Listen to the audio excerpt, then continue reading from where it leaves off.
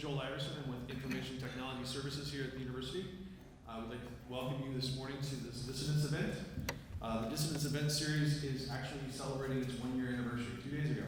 A year ago we had our first event. It was Apple versus the FBI. It was a panel discussion that's available on our website if you'd like to watch that or any of our past events. We've had a total of 5, and we're very excited to bring this panel discussion to you today. It will be the last panel discussion we have for this academic year. And we have Tim Maurer here to thank for helping to organize the panels, and Tim will be serving as our moderator. First, I'd like to thank the organizing groups on campus that have helped the Dissidence series take off in its first year. The Bentley Historical Library, the College of Engineering, Electrical Engineering, Computer Science Department, the Law School, the College of Literature, Science, and the Arts, Information and Technology Services, U of M Privacy and Technology Law Association, and the School of Information. And today's event is called Conflict and Cyberspace, Emerging Challenges and Norms. Tim Maurer is a fellow from the Carnegie Endowment for International Peace and has also been a visiting scholar in the Ford School. And he co-directs the Cyber Policy Institute, and his research focuses on cyberspace and international affairs. Tim Maurer. Thank you very much, Joel, and thank you all for coming. It's a pleasure to be here on this beautiful day in Michigan, which I define as if there is no snow, it's a beautiful day in Michigan. I'm very excited about this event, and I think we have a terrific panel that brings together different faculties from the university, and we are co-hosting it with the Carnegie Endowment, which is based in Washington, D.C., where I spent most of my time. And I would now like to jump into introducing you to the panelists. We will have a panel discussion that will last about 45 minutes, and then we'll open up to Q&A. So if something pops up during the conversation that you'd like to ask, or you have prepared questions already, please reserve those for then. If you could turn off your cell phones, and also be aware that this event is being recorded and live streamed. So just when you ask questions, please make sure to identify yourself and to let us know what brought you here today. For those on the live stream, apologies that we are starting a little early. I was alerted at the beginning of the event that Michigan academic time is 10 minutes delayed to the time on the clock for the event itself, so we wanted to make sure to give students enough time to join us this morning. With that, let me now introduce you to our distinguished panelists today. To my left is Professor Alex Halderman, who is a professor at the Computer Science and Engineering Department here at the University of Michigan, and director of the Computer Security and Society Institute here at the University of Michigan, the center. Alex focuses on computer security and privacy, and many of his papers that he has published in the last several years have won the award for best paper at the conference they were presented. And I think most important for the event today, Alex has focused on the question of hacking of election systems long before it made front page news, and was actually trying to raise the alarm bell around this. And then, thanks to events last year, I think has gotten a lot more attention for the important research he's done in the past few years. To his left is Theodore Nemerov, who is a senior advisor at the Office of the Coordinator for Cyber Issues at the Department of State. His office is the lead in the U.S. government writ large for developing a strategic framework for international cybersecurity. Teddy was working at a law firm in Washington, D.C. prior to joining the State Department, and focused on national security and telecommunications law in that capacity. He is a graduate of Columbia University and also worked at a democracy NGO in South Africa before joining the State Department and focusing on cybersecurity. Professor Bob Axelrod is a professor at the Political Science Department here at the University of Michigan, and also at the Ford School of Public Policy. His accomplishments are too numerous to recount all here, but he's the Walgreen Professor for the Study of Human Understanding, and among his many accomplishments includes winning the MacArthur Genius Award that I think many of you are familiar with. In 2004, he received the National Medal for Science by President Obama, and he was the youngest political scientist to be inducted into the National Academy of Sciences. To his left is Nadia Kostyuk, who is a current PhD professor at the Political Science Department here and at the Ford School for Public Policy.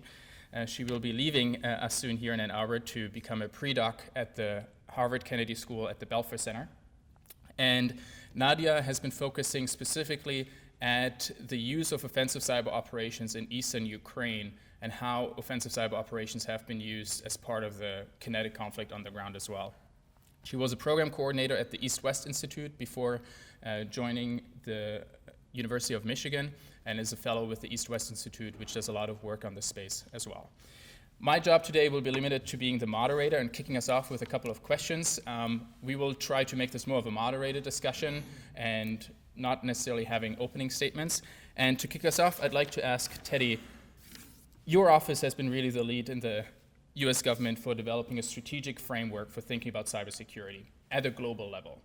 Your office is fairly new in the context of the department itself, so it'd be great to have you walk us through why was the office created, what was the rationale behind it, and what is the current strategy that's in place for the US government to try to improve the security environment that we currently experience?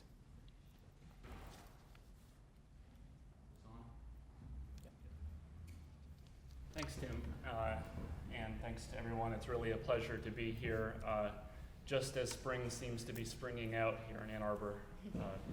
Get to go a few weeks back in terms of the allergies. So it's a little farther, spring is a little farther on. We have our own pollen to deal with there. So anyway, it's a pleasure to be here with all of you. So as Tim mentioned, I work at the Office of the Coordinator for Cyber Issues at the Department of State. Our office was established in 2011 as part of an effort to begin to coordinate better our foreign policy around cyber issues.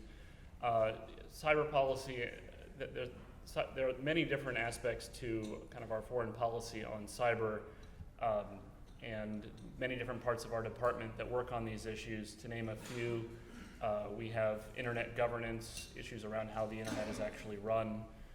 We have issues around internet freedom and human rights online. There is cybercrime and how we cooperate with other governments to fight cybercrime, which is often transnational and therefore requires international cooperation.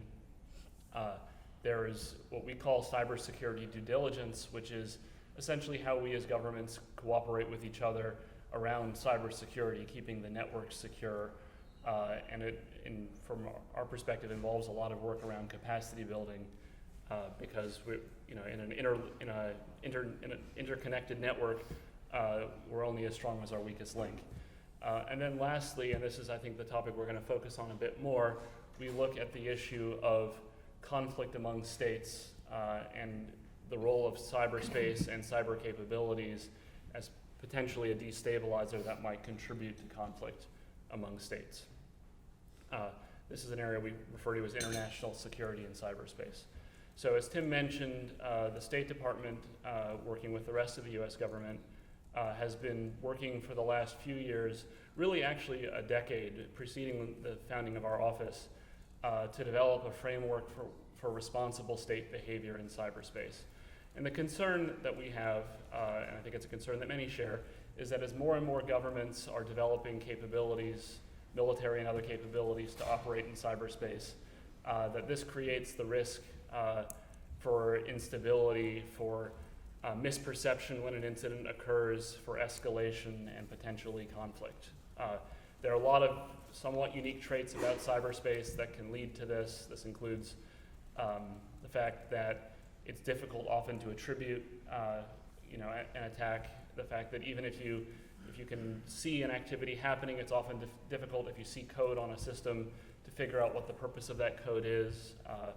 The fact that every one of us, we all have computers, whether sitting on the desk here, in our pockets, hooked up to our electrical grid, the fact that we all feel very vulnerable as a result of this. And all of this, we think, sort of adds a new dimension to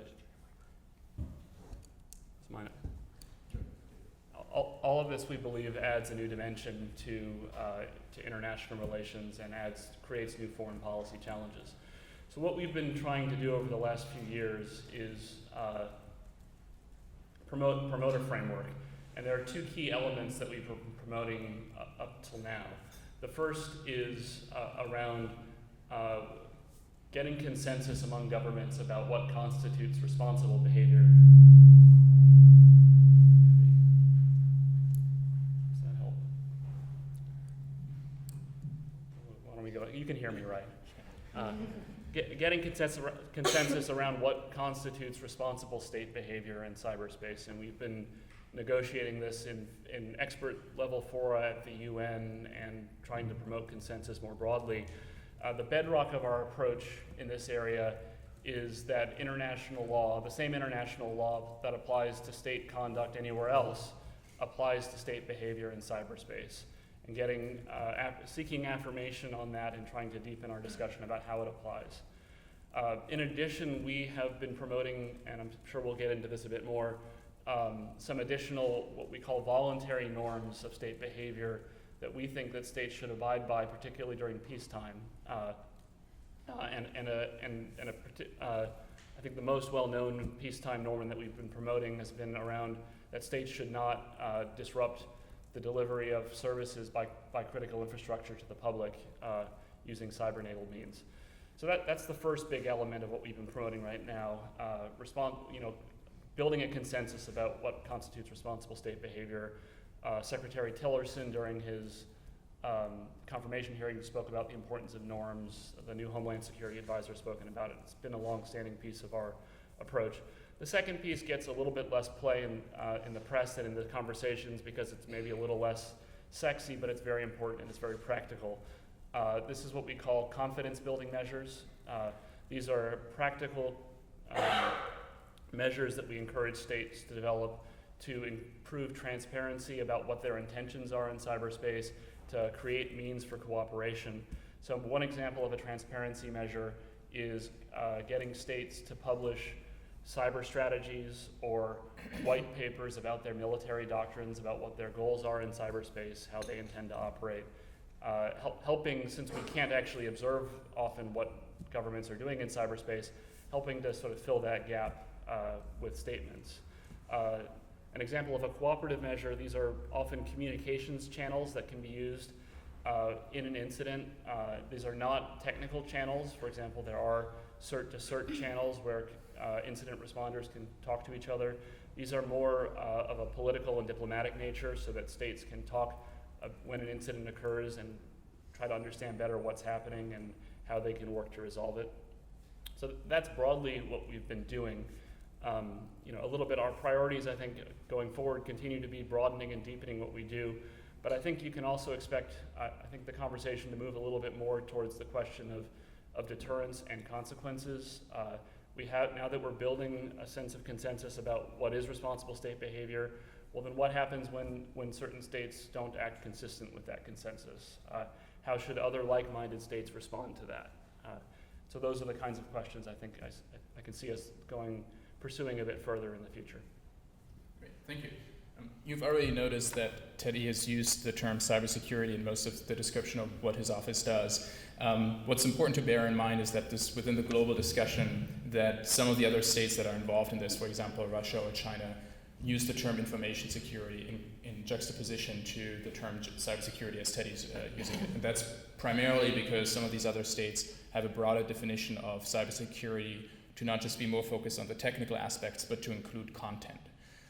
So this comes in especially as we talk about more of the type of like information operations or the type of operations where you're not causing necessarily a physical effect, but where content is at play.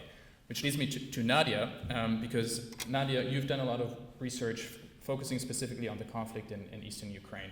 And partly what Teddy just outlined in terms of the US strategy focusing on these voluntary norms was a response to the Russian proposal for an information security treaty in the late 1990s, where Russia proposed we should have a treaty on cybersecurity, which was opposed partly because of that broad definition.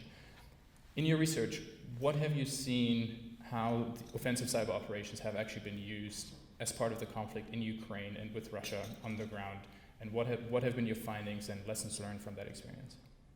So when the conflict in Ukraine started, a lot of experts, they were hoping to see similar situation that took place in Estonia and Georgia. Basically, they was hoping to see a lot of cyber attacks that will have disruptive purposes. And they were to some extent at the beginning of the conflict, but then what we saw is the decline in frequency of cyber attacks for the purpose of disruption and espionage. So our research and field work and interviews with the experts in Ukraine, Russia, as well as in the US, gave three potential explanations why we saw a decline of such attacks. And the first one was the lack of targets. Specifically, a lot of critical infrastructure in Ukraine is very old. It doesn't have online access. So experts were saying that, you know, the targets, it's very hard to attack targets who are not, who cannot be accessed remotely. However, some experts were very skeptical to this explanation, and they say that weakness of infrastructure security, it makes this target very easy. And this is something what we saw in 2015 and 2016 attacks on the electric power grids in Ukraine. And these attacks make one of these explanations not as good as possible. The second explanation was a lack of audience. So in Ukraine, there are only 44% of people have internet access, and most people who use internet, they use it for social media purposes. There are very few of them who use like phone line banking or anything what we do in the US. So a low-level attack that would disrupt the website of the Ministry of Defense or of the President of Ukraine would have less of the effect when on regular masses versus the attack that would propaganda campaign that would display images of crucified babies or raped women in the conflict zone. So we can see that change in Russia's strategies towards more propaganda campaign displaying such images to get effect on regular masses. And the last one, the last reason was lack of incentive. Since Ukraine uses a lot of software and hardware from Russia, and they bought this during the Soviet time, a lot of experts, they mentioned that there was need for them to hack because they already have access to. And this access, a lot of the cyber espionage campaigns that started in Ukraine in 2010 supports this kind of argument.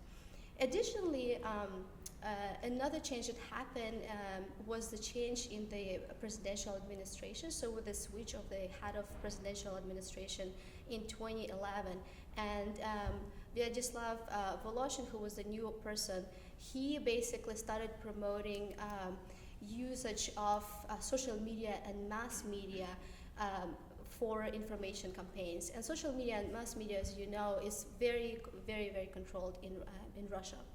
So in the case of Ukraine, this changed from cyber attacks for disruption and espionage purpose to propaganda campaign that had very, very vivid effect. Because usually when you think about cyber attacks that have disruption purpose, usually they will mobilize your opponent. But when you have propaganda campaign, they will try to bring this seed of disagreement between different groups. And this is what we saw in Ukraine. There were two groups. There were people who supported the side of the Ukrainian government, and there were people who really supported rebels and pro-Russian side.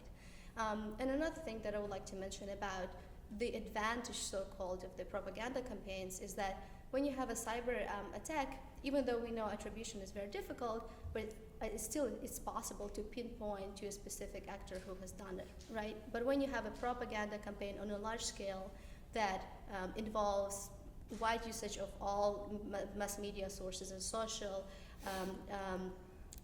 media, it's very hard to pin down who actually is behind this and whether it's actually a campaign. So this is what we saw in the case of Ukraine. Great, thank you. And as you just heard, the Ukraine conflict is interesting because we had this outage that occurred in December 2015, which raised some questions around whether this normal critical infrastructure that had been agreed to earlier that year was actually effective or not, when 6 months later, all of a sudden you have a power outage in Western Ukraine for 6 hours that was the result of a malware. And we might get back to that in a second.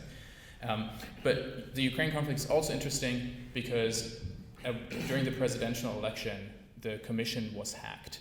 And Ukraine was actually one of the first instances where we had seen an offensive cyber operation being used targeting specifically an election. So Alex, you've been working on this for many years now, specifically in the context of electoral systems. What struck you about what happened here in the US last year? Were you at all surprised that this has happened? And what did you learn from that experience now as we move forward with the French and the German elections and a lot of the Europeans who are very anxious about this potentially happening again? Right, so there were a number of interesting things that happened during the 2016 election that we can talk about. Looking back at what happened prior to the election, the selective leaks and attack attempts, successful attacks against the DNC, against John Podesta, that resulted in information being leaked to the public and to the media that was damaging to the Democratic side, which is part of a campaign that the intelligence community has labeled an attempt by high-ranking Russian officials to interfere with the politics of the presidential election. So starting there, one interesting thing about all of this is it's not actually a disinformation campaign. It's true information that is being selectively leaked. And I think that's a fascinating phenomenon to think about, because in a great sense, it's a challenge to this internet program of radical transparency that WikiLeaks and other groups have been promoting, that we should have government-related information made available to the public in all circumstances. Might be Julian Assange's line about this. But here, if it's being used by another government in order to interfere with the politics of one country, I think that's a fascinating phenomenon, and it really speaks to the limits of what that program of radical transparency can do in order to improve the public discourse rather than distort it. In terms of those specific attacks and the technology, well, they weren't very sophisticated attacks. There's a lot of low-hanging fruit, especially in small and widely distributed organizations like political campaigns. If anyone has ever had their password phished or something like that, that's basically what these attacks amounted to. They're low-tech, very common kinds of attacks, but the simple attacks worked in these cases, and that's part of the disturbing thing about it. This kind of leak, this kind of attack could happen to just so many organizations. And given that they appear to be successful, I think we're going to see a lot more instances like them in future campaigns. The simplest thing that, ironically, the very simple things could have also prevented these attacks. I think if the DNC had just hosted their email with Google, like the University of Michigan does, they wouldn't have had this problem. They had just turned on two-factor authentication, hosted their email with a low-cost cloud provider. So simple defenses can work against those attacks too, but far too few organizations apply them. Now, another question that we might ask is whether the Russian influence campaign stopped on election day. And so far, we've seen no evidence that there were attacks that targeted the machinery of the election. Now, whether they stopped or not, I don't know. Even though we don't have any evidence, it does seem strange that an organized and sophisticated campaign to manipulate the election result wouldn't go beyond the politics and also target the machinery. And there's a lot of low-hanging fruit in our voting machinery too, maybe more than even I realized before the election day. So our voting system is very distributed, and that's often seen as an advantage, and maybe that was enough of an apparent advantage to deter an attack on election day. By that I mean just that most voting in our country is organized at state and local levels, that different counties, even within the same state, can have different and sometimes disconnected systems, and that the machines we use to vote are usually not connected directly to the internet. All of that sounds on paper like a good model for a system, but in practice, many of these things break down. So the fact that the system is widely distributed means that if an election is very close and turns on just a small number of states, an attacker can pick any one of a large set of states to flip by electronic means and thereby change the outcome. So the attacker now gets to select from many targets which is the most vulnerable. Beyond that, even though the machines themselves are not directly connected to the internet, they're programmed from central computer systems, either at the county level or in many states, including Michigan, commonly from a third-party vendor. And those systems are sometimes connected to the internet. So in Michigan, typically, the county or the Secretary of State's office will email information about the ballot design to a small business, a 10, 20-person company, sometimes out of state, which will program that data onto memory cards that are shipped to the polling places and placed into the voting machines. If an attacker can compromise one of these small vendors, they can manipulate the data on the memory cards in ways that cause the machines to misbehave on election day. And by attacking just two small companies that probably were not even on the radar of authorities prior to the election, an attacker could have changed votes in 75% of Michigan counties. So the only way we could have reliably and conclusively detected an attack like that would be by reviewing the physical evidence of the election. That is, the paper ballots were available, we're doing forensics on specific voting machines. To my knowledge, no state did, no close state that might have been targeted by an attacker did sufficient forensics to conclusively detect an attack.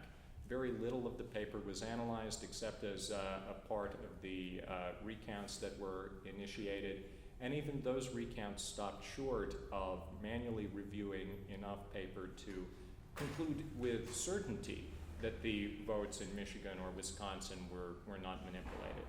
Now, I don't think those votes were manipulated, and I didn't on election day either, because we've never seen that happen in this country, and it would be really a new phenomenon to observe such an attack here. But there's a chance that some manipulation or attempts took place. And let me give one hypothetical scenario, and I have no concrete evidence to believe this is true. But suppose that an attack attempt was organized to discredit the election in the case that Hillary Clinton won. And that would involve not necessarily as much work or as much compromise as one that would change the outcome, but just to cast doubt on the conclusion. If such an attack were organized, then perhaps that just would have been done, but not announced when the real election results showed a victory more favorable to the Russian influence campaign. So we may never know whether there was hacking of specific machines or systems in 2016. But what I worry about most is what will happen in 2018 and 2020, because the possibility for an outcome-changing attack is certainly there. Well, things got scary real fast. It's less than half an hour into the event. Thanks, Alex, for that. Bob, I remember we had lunch a couple of months ago and we talked about the DNC hack and what was unfolding, and you brought up the analogy to Watergate. I know you've thought a lot about analogies to this space. In fact, you've written an entire article about analogies for this. What do you think was similar and what was different comparing the DNC hack and Watergate? And more broadly than that, why do you think is hacking really something that ought to be of concern to us from an international security perspective? Right. Well, the DNC attack in 2016 was by cyber means, and the DNC attack in 1972 became known as the Watergate scandal because it was a physical attack by burglars getting into the Democratic National Committee's offices on behalf of the Richard Nixon campaign. The exact purpose is still not clear, but apparently it was to prevent a scandal. That is to say, Nixon was worried that there were documents the DNC had that might damage his campaign. What happened in that case was they were caught by a guard who was walking down the corridors, and that led to the arrest of the people that were doing the attack, and that led to their trial where the judge, they said that if they didn't tell who ordered them to do it, they would get a really stiff sentence, like 20 years instead of perhaps 1 year for a first offender in a burglary. And so that worked, that the burglars themselves gave evidence that it was from the White House, and that led to them going to jail and eventually to Richard Nixon resigning the presidency. So we have here a system where the domestic law enforcement involving guards, police, judges, plea bargains, investigations, and then eventually resignation of the president, a system that that worked and after the fact, including good attribution. Now the DNC hack, of course, was not physical, it was by cyber means, and the CIA attributed to Putin himself, saying this would not have been, it must have been from Russia and it could not have been done without approval at the highest level. The purpose appears to be to discredit the candidate Hillary Clinton by revealing emails from the DNC that would prove embarrassing to her. In particular, what was embarrassing was that the DNC was supposed to be neutral between the candidates for president, and the other one being Bernie Sanders, the other leading one, and it was clear from the emails that they weren't, that they were working on behalf of Hillary and they weren't being neutral at all in that Democratic campaign, and that was an embarrassment. Now whether that affected the votes is not clear. It probably was among, it was one of about 1,000 things that were going back and forth of why you should vote one way or the other. My guess is it certainly wouldn't have been a scale that would have affected the outcome, but it could have,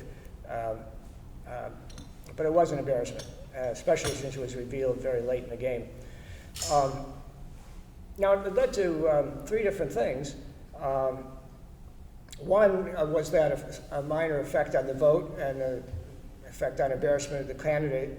And the second was that the Obama administration then, after attributing it to Russian leadership, expelled 35 Russian diplomats who they identified as spies. That's a substantial number. Normally, in the response to declaring people not persona non grata, the other country declares an equal number and throws them out of the country. Actually, Putin did not do that, which is striking, and probably because at the time he was hopeful for good relations with President Trump and didn't want to retaliate. So we had this sanctioning of Russia, but in a way that doesn't seem to be large enough to deter the kinds of things that Alex was worried about in the future. The third effect is it led to, or contributed to a series of investigations into the relationships between the Trump campaign and Russia, which are still ongoing in the Senate and the House both, and we'll see whether those are, and the FBI, to see whether those are serious investigations and whether, if they are serious, what they find. So that's the effects of the DNC hack are still playing out. So one of the implications is the comparison of these 2 attacks on the very same target, and both for information purposes, is that the domestic law enforcement is much more powerful than international enforcement of norms or deterrence. So in the international sense, we don't have a central court or central authorities to deal with this. We do it by not only trying to promote norms, but trying to deter bad behavior. And the main way of doing that is by punishing bad behavior so they won't do it again. And interestingly enough, the Obama administration retaliated in a completely different domain of diplomatic expulsions. It's conceivable they've done other things that they have not announced, but I think it's likely that if this sort of thing happens again at a larger scale, though, the American administration will find other, perhaps more drastic measures. But then, of course, there's always a fear that if you do something substantial, they'll retaliate, especially if they feel it was unjustified. Another issue is about attribution of political leadership. There's sort of two levels of attribution that are often not distinguished. One is where did the attack come from? And the second is who's responsible. So to say that the attack came from Russia is not the same as saying that the Russian government is responsible. And even saying somebody in the Russian government was responsible is not the same as saying the Russian leadership is responsible. However, I think it's safe to say, as the CIA implied, that if it's an attack that has major political significance, it would not have been done by a small part of the bureaucracy having a bright idea and acting on its own. Both in the United States, Russia, and China, there's really quite good supervision of parts of the organization not acting without high-level approval. And in the Russian case, that would be probably Putin personally if they're messing with the United States. So there we do the attribution not by direct technical means, but rather by political understanding of the way the system works in that country. Now, another contrast is what the public sees as going on. In the burglary, the DNC, it took months to unravel, but eventually even Nixon's supporters accepted the idea that he ordered it. But with the DNC hack, it's widely believed that it came from Russia, but it's not universally accepted that it must have come from the highest levels of the Russian government. And that's one of the issues being investigated. And so the attribution in cyberspace, even when it's technically quite good, still leaves open, in many cases, the question of responsibility, which is important to know who you try to deter in the future.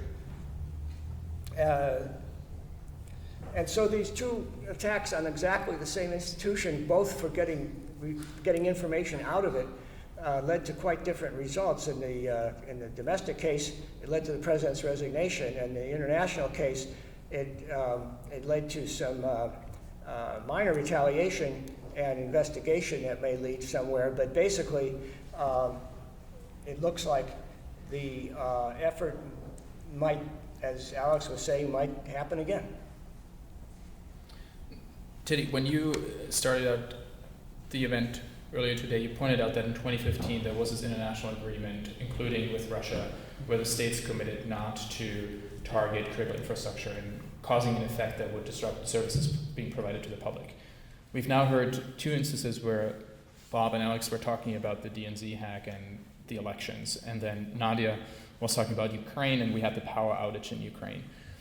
How did that shape the strategy and your views and your office's views on the norms discussion, and how did you make any adjustments? What was the explanation for why these incidents occurred? And to Bob's point, in the absence of 100% attribution, what can be expected from the Russian government in instances where it's unclear what the involvement was to clarify what should happen after? Yeah. So there's a lot there, and this has been a pretty rich and detailed conversation. Just to address the norms question first, I think a critique we hear sometimes from people about what we've done in terms of norms is that the bad guys don't follow the norms. I think the first thing I would say is just because somebody doesn't follow a norm, it doesn't mean a norm doesn't exist. And there are, the world is replete with examples of countries signing on to norms that they don't follow. The fact that they don't follow it doesn't mean that's not a norm. The fact that they don't follow it means that they are acting in a counter-normative way. We promoted the norms not because we thought that it would cause irresponsible states to suddenly act responsibly. We promoted the norms because, and we promote responsible state behavior generally and international law because we think it helps governments trying to think about these matters that would like to act responsibly to figure out, what are the rules of the road for lack of it's sort of a crude way to say it, but essentially that. And second of all, because we think that it can provide a rallying point for countries that want to see more stability in cyberspace to work together to counter irresponsible behavior by states. So as a general matter, that's how we think about it, and I think that's, I think that's the direction that we're going. Generally, when I said earlier about looking at consequences, is how do we as states that want to see stability in cyberspace work together to promote it and to respond when we see destabilizing activities. I'm not going to, the Ukraine power incident, I'm not going to go too far into that. We had a team in 2015 go there and take a look at it, and we concluded that what happened there after the outage was caused by a cyber attack. For one thing, we thought it was very important to share information that we learned about it with our own industry so that they could better secure their own systems. Whether something violates a norm, you need attribution, you need to know it's a state. There's a question of whether it's taking place during peacetime or not, which is obviously in Ukraine, considering what is happening there. There are questions around that. Whether or not it takes place during peacetime, we're obviously very concerned, and there still are issues under international law about targeting of civilian infrastructure if there's not a military purpose. So, I think there are a lot of concerns there. Regarding influence operations and some of the other, and the DNC, influence operations and propaganda have been around forever.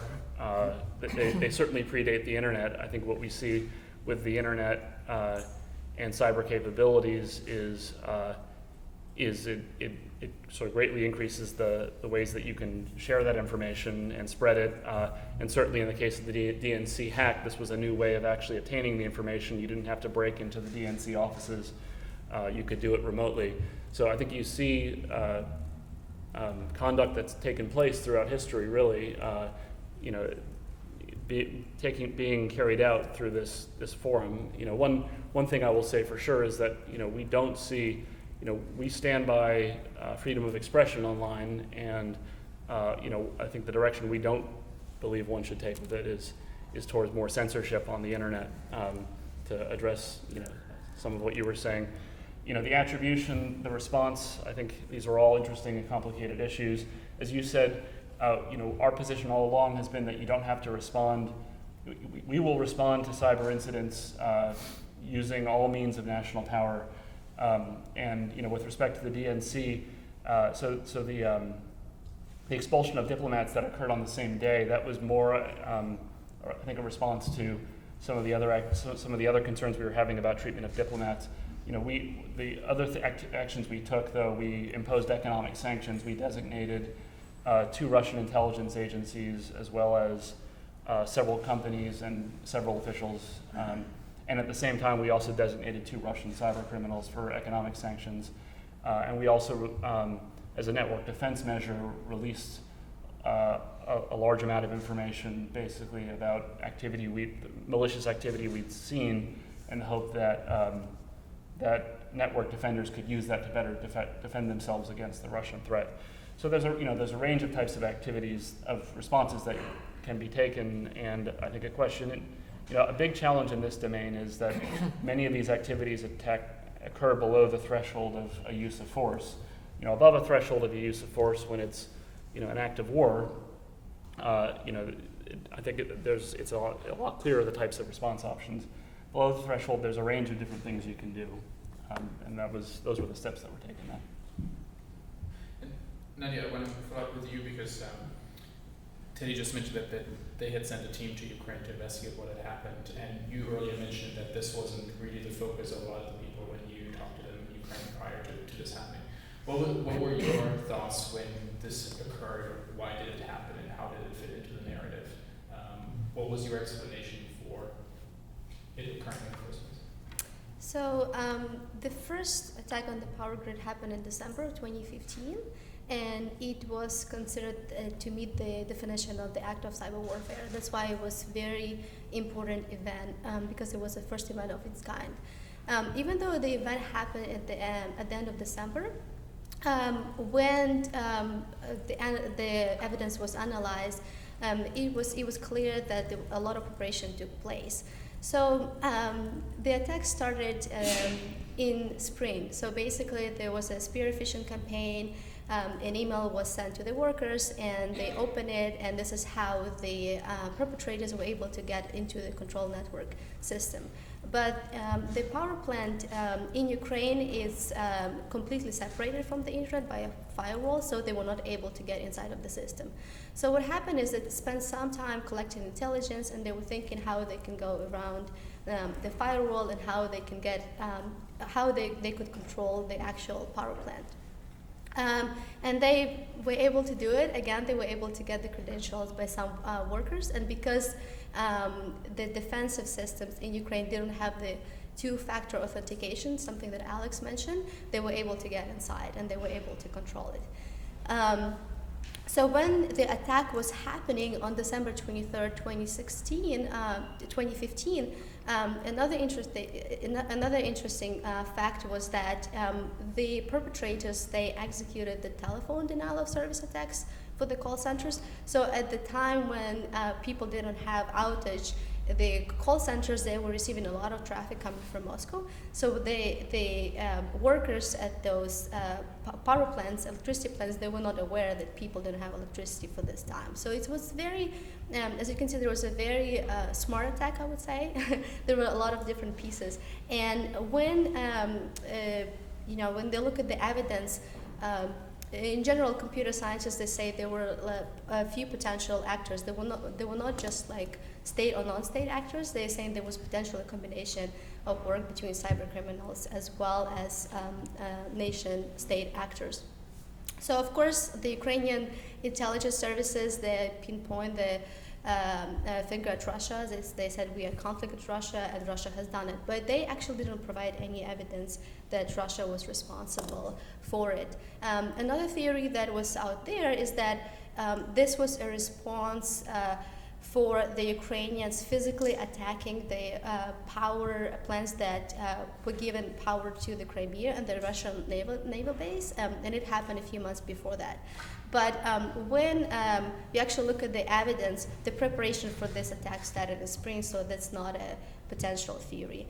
And another explanation is that a few months before that, the Ukrainian parliament was discussing a bill to nationalize a lot of privately owned companies, and some of these privately owned companies, they were owned by the important influential people that have ties to Putin, right, Russian elite. So some people say that an attack on this grid was another, like a signal, you shouldn't pursue this bill. But again, there's no clear evidence of who has done it and who hasn't. But again, one of the potential ways to attribute it is to look at the political context and evidence that we have, something else that Bob has suggested earlier.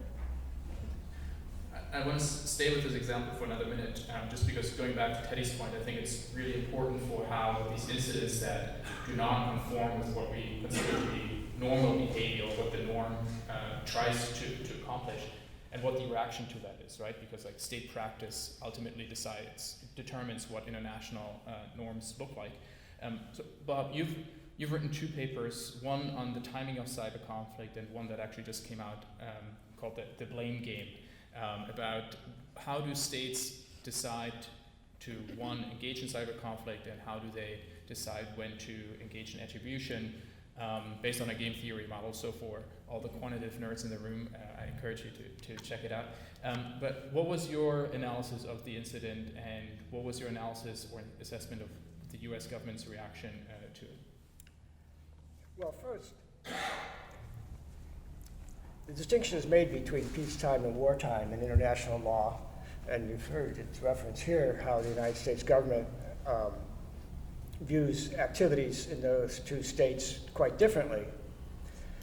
And traditionally, it has implications like you can kill an enemy soldier in wartime, but if you do it in peacetime, it's murder, and you can't do it. Now, unfortunately, there's been a substantial breakdown in distinction between war and peace in the last 10 or 15 years. for three reasons. One is the ubiquity of low-level local conflicts, of which the Ukraine issue is certainly one. It's certainly conflict, but is it war or peace? It's not exactly clear. The second is terrorism. Is a terrorist attack means that the origin, the source of the terrorist attack, you're in a state of war with them? Not necessarily.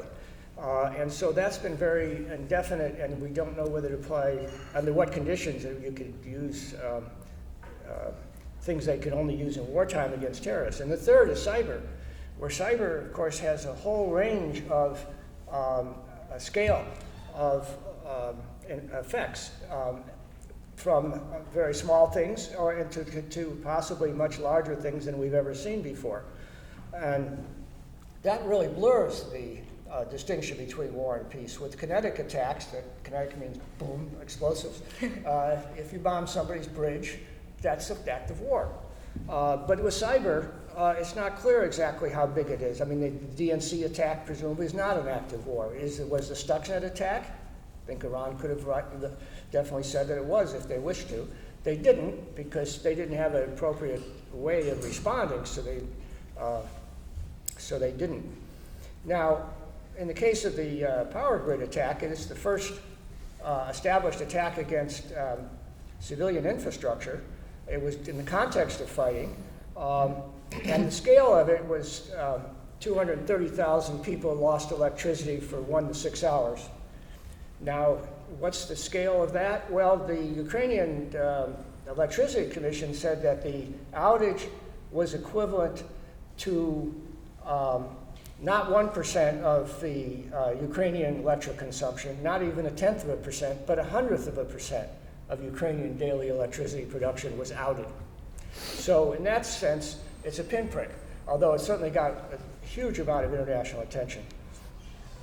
So what's, well, the attribution, as Nadia was saying, is difficult in terms of how high a political responsibility from Russia is involved in this.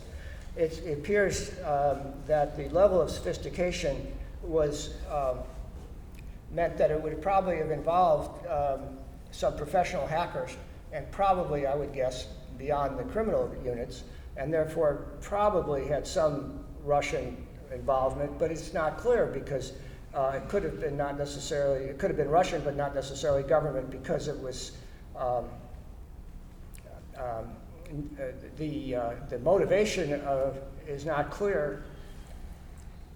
In particular, when you see that it was this relatively small effect, one wonders what the point of it was.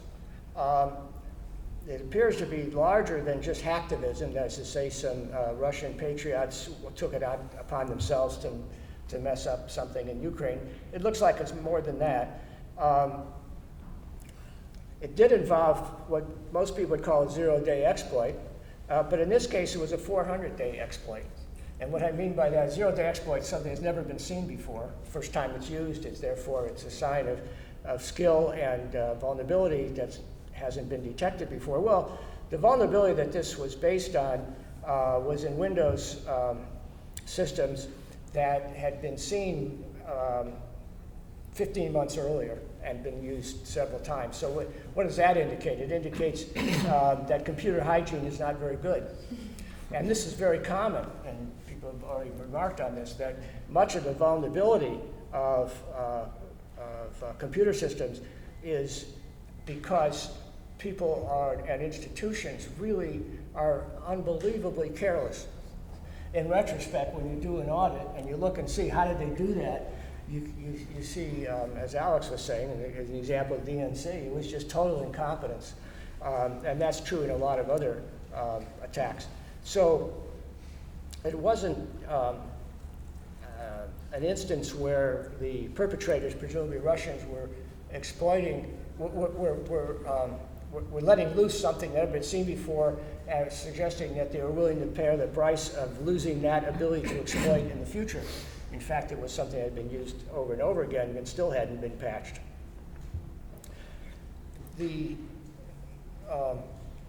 the purpose, it seems to me, most likely was some version of warning, some version of saying we could do more than we're doing unless you don't stop some things that you're doing, either in the past or the future. And in that sense, it's a wake-up call about how civilian infrastructure could be attacked. And it's not clear whether it could have been attacked at a much larger scale, and therefore what the intention was. There were several other electric companies in Ukraine that were attacked but didn't seem to do any damage. It didn't get all the way to customers. So my guess is that it's a matter of the Russians issuing a warning that they could do more of this, but even that's not certain. So this is a place where the boundary between war and peace are vague. Attack on civilian infrastructure was of international significance and yet was small scale. And what we can learn from this is that several lessons. One is that that systems that you would think should be well protected aren't. And the reason they're not is carelessness or inadequate attention to security. And that is so ubiquitous. It's not just in Ukraine and not just in the DNC, but everywhere else, except perhaps the financial system, which has always been very alert to people trying to steal money from banks. And so that system, we hope, is a little better than maybe the stock exchange. But a lot of other things are not. The second thing we can learn is that that there's a serious possibility that various norms will be impinged upon in ambiguous ways, and ambiguous in the sense of attribution, ambiguous in the sense of the scale of importance. And therefore, we're always going to have to police these boundaries, both for things like the Russian attack on American election process and attack on the Ukraine power grid, that these kinds of things are likely to continue. We have not yet developed doctrine on how to deal with it. So to compare the new technology of nuclear weapons, and after 45, it took 15 years to develop appropriate understanding of what difference nuclear weapons made. It wasn't until about 1960 that we realized that the standard military wisdom that you want to maintain flexibility, because you never know what's going to happen after an attack starts. You don't know how it's going to play out. And so you need flexibility. Well, with nuclear weapons, it took 15 years to figure out the exact opposite. You want commitment. You want to tie your hands. For example, the Americans want to keep troops in Berlin during the Cold War and not have the ability to evacuate them in a hurry. So if the Russians ever tried to conquer Berlin, they'd kill 3,000 Americans, and that would be enough for us to declare war and have a serious conflict. But if we can evacuate them, maybe they could get Berlin without it. So the military doctrine turned upside down with nuclear weapons. And so we're about halfway through that 15-year period and with cyber, and we're still trying to figure out the implications of this new technology. That's a great segue to, before we open it up to Q&A, for my last question for you, Alex. One implication of this, what Bob just outlined, would be to say, right now, everything is really vulnerable. Maybe we should leave everything really vulnerable because it'll create this mutual vulnerability regime and that will deter everybody. But unlike nukes, it's not only the most sophisticated states that can actually build nukes, right? It's like also a sophisticated hacker who can do a lot of damage. We've spent the last half hour talking about diplomacy. You are on North Campus at the Computer Science Department, which to me feels kind of like Silicon Valley. Whenever I go to North Campus to see you, I have to switch and talk about information or computer security and not cybersecurity. What is your sense of how much difference do you think the diplomatic efforts are going to make when it comes to actually improving this security environment and the online security environment? And what do you think will be the main drivers for improving the situation in the coming years? Wow, well, that's an enormous question with a lot to unpack. But since I'm standing in the way of our Q&A, and I'm sure the audience has a lot of good questions, let me just take a few small aspects of that. So I think going back to what Bob was saying, yes, there's a tremendous amount of carelessness and low-hanging fruit in security. But at the same time, I think that the militarization, if you will, of cyberspace, the trend towards using attacks on security for military or statecraft purposes by nation states is still an enormous threat and an enormous cost. And I want to focus a little bit on those costs because, yes, there are other implications too, but the costs of having to defend against state-level threats or something that's borne by society at large. So typically security, in my view, is an equilibrium between, or something like an equilibrium between the cost of defending yourself and the risk that you're going to be attacked, right? And we're going to only pay for as much defense as we need. So some of that sloppiness that we see is because, well, adopting secure techniques is harder and it raises the cost of your product or lowers the competitiveness of your company somewhat unless everyone else is doing it. And so people will pay for the amount of defense they need. But the militarization, if you will, these new forms of attacks raise the amount of defense that we all are going to need to pay for eventually. Even just the threat of attacks like the DNC raises that bar.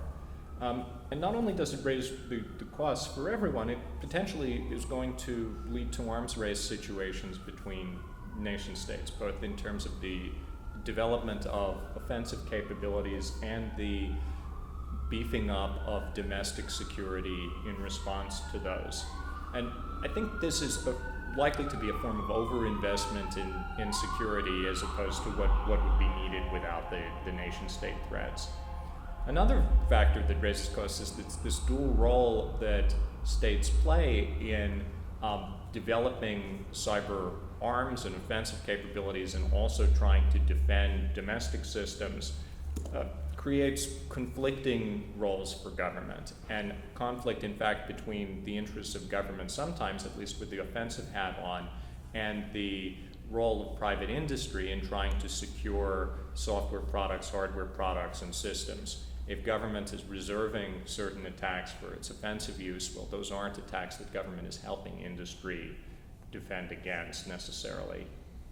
So yes, there are things we absolutely need to defend, critical infrastructure, and I would include in that the election system to bring us full circle, where relatively low-cost defenses like having paper ballots available and then having routine audits of them can provide a fairly strong level of defense, but raising the bar for all applications, for everyone's email, for everyone's personal security and private information that might be leaked in order to manipulate the politics or the marketplace, that is going to be enormously expensive and in some forms wasteful if that's not yet what we need.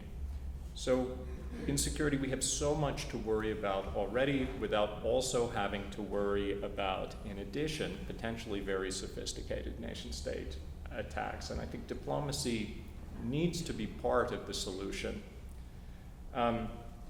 What I think is necessary includes stronger red lines about what attacks will justify a strong government response, maybe some more efforts towards cyber arms reduction, if you will, to try to break this cycle of arms races and investment in offense. And I don't know how much has been conceptualized in the world of policy and diplomacy about cyber peace, and but maybe naively, I hope someday we can get to a world in which that is our goal.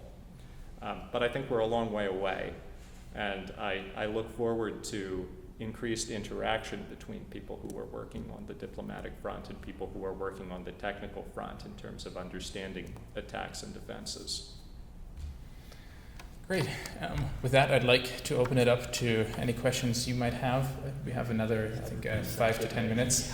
I think 5 is what we have. So, yeah, in the back. And if you could please make sure to introduce yourself quickly with your name, and make sure it's a question and not a comment. Thank you. My name is Stephen Haney. I'm the Assistant Systems Administrator for Crime Research North America, right on in front of you. I was wondering if you've heard of a Wi-Fi pineapple and if you have any comments on how it comes. Wi-Fi pineapple. Drew, what's that? The one that allows, it will pretend to be the network you're asking for. It takes advantage of basically the signal from all mobile devices and sneaks in as a previously known access point. Oh, okay. I don't know of any way to contact them, and I thought you were probably the best person to ask. Well, let's talk after the panel. Of course. Yeah.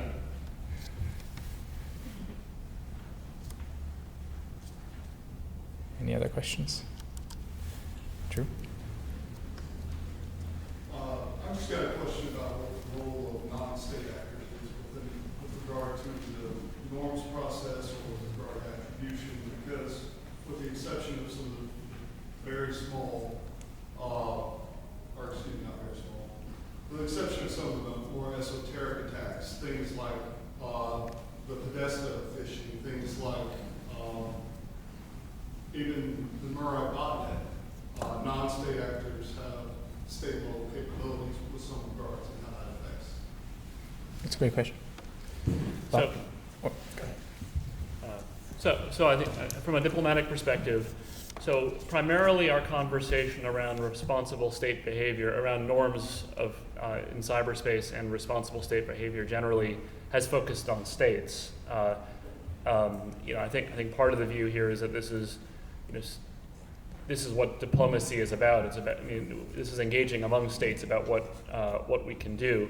That isn't to say that within the context of that discussion, there isn't some discussion of non-state actors. In particular, we focused on the issue of proxies. That in many cases, there's the concern that non-state actors will be acting as non-state actors, but in fact be acting on the behalf of a state.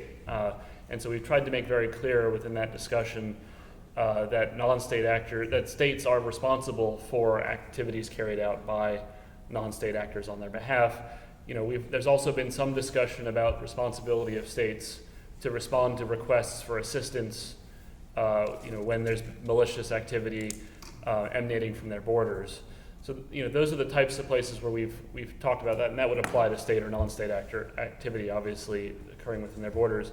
More broadly, of course, cybercrime is one of the big areas where we work on the issue of non-state actors, since a lot of activities by non-state actors is criminal in some way or another, and so there the focus has been on trying to harmonize laws so that what's a crime in the United States is a crime in some other country where a hacker might be located, and creating procedures for us to be able to cooperate in doing investigations and sharing evidence.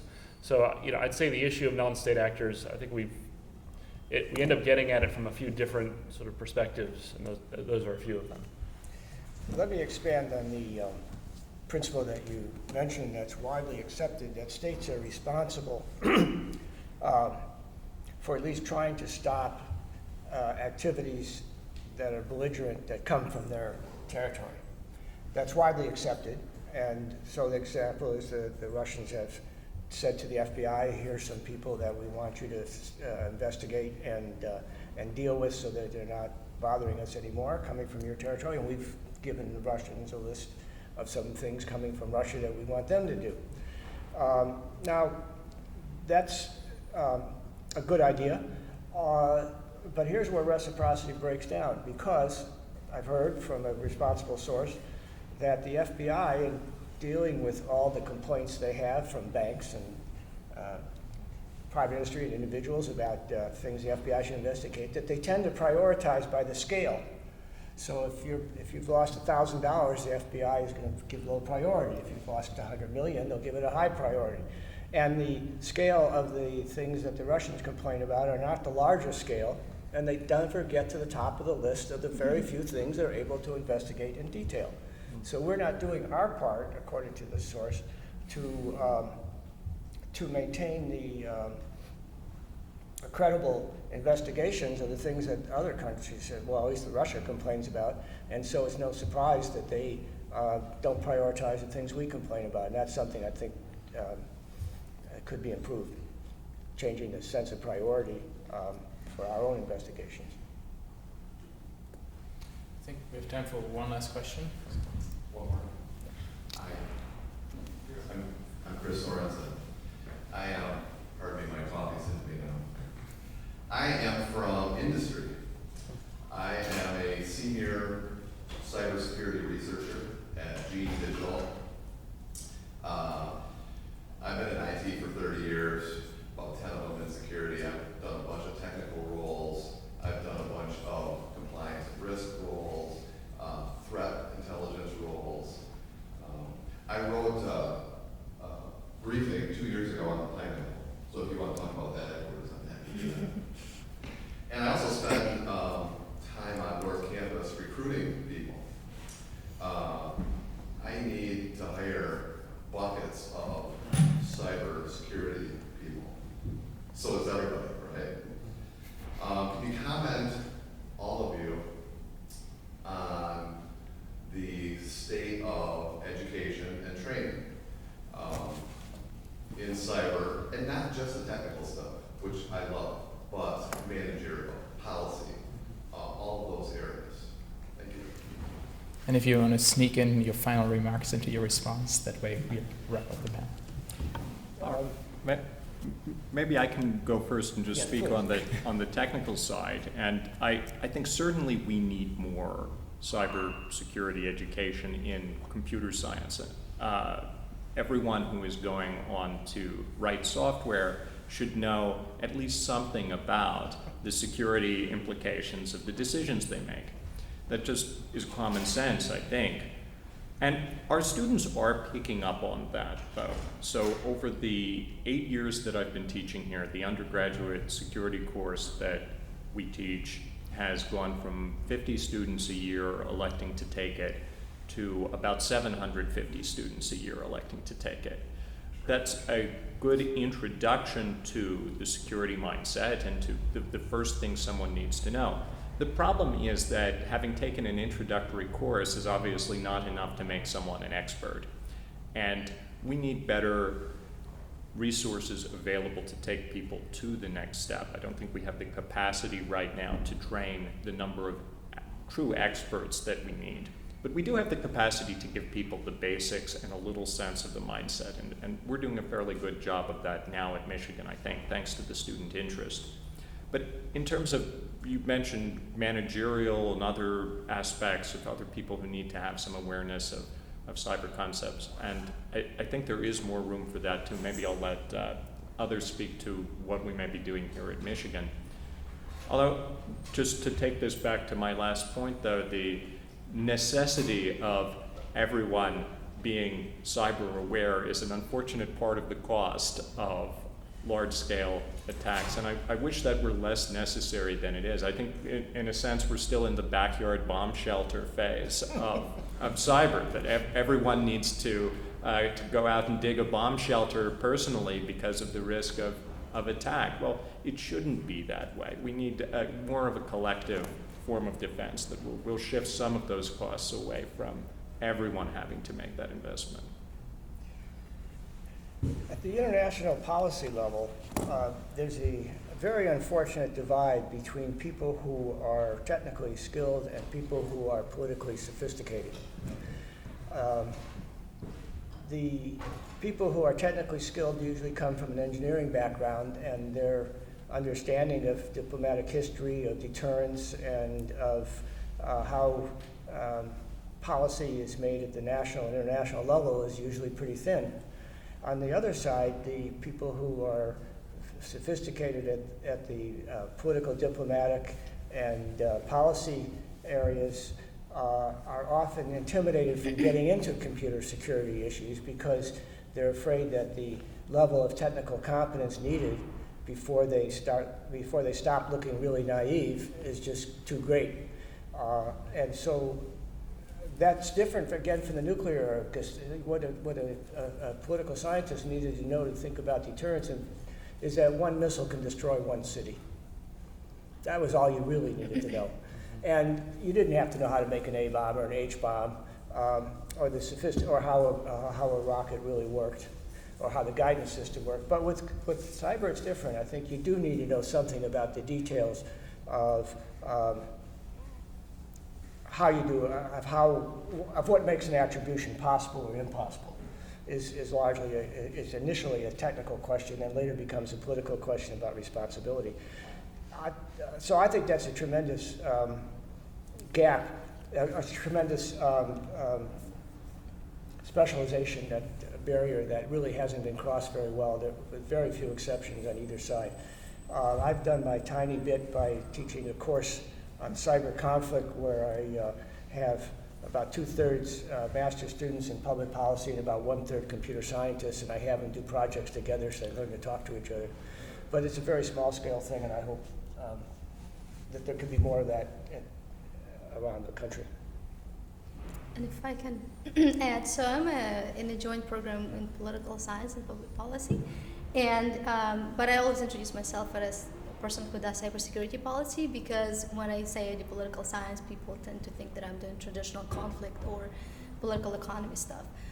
But going to different conferences and different events, I've noticed there are a lot of people who are similar like me, who are in political science programs or public policy schools, but they are trying to get some knowledge, do some research about this new, very fascinating and emerging field.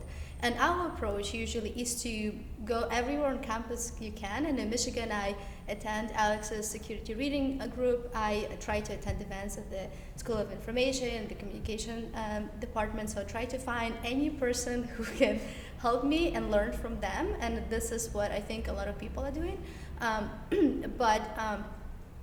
But also there are programs, I would say, around the world who specialize in this. And one of the really good programs is at Oxford, which is called Internet Studies.